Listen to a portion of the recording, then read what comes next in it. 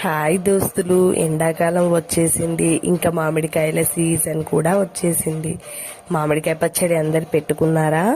ఇంకా మేము కూడా పెట్టుకున్నాము. ఇంకా ఇన్స్టెంట్ గా 5 నిమిషాలలో మామిడికాయ రోటి పచ్చడి ఎలా తయారు చేయాలో చూద్దాం. ఒక మామిడికాయ తీసుకొని ముక్కలుగా కట్ చేసుకోవాలి. చెక్కు తీసుకొని ముక్కలుగా కట్ చేసుకొని దాంట్లో తగినంతగా ఉప్పు కారం వేసుకొని రోట్లో రుబ్బుకోవాలి. పచ్చడిని మెత్తగా రుబ్బుకున్న తర్వాత దాన్ని పక్కన తీసుకోవాలి.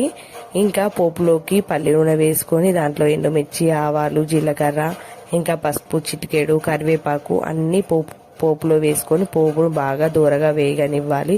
దాంట్లో ఈ రోట్లో నూరుకున్న మామిడి పచ్చడిని దాంట్లో వేసుకోవాలి.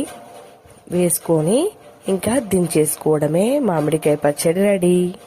ఈ మామిడికాయ పచ్చడి మీ ఇంట్లో కూడా తప్పకుండా ట్రై చేయండి.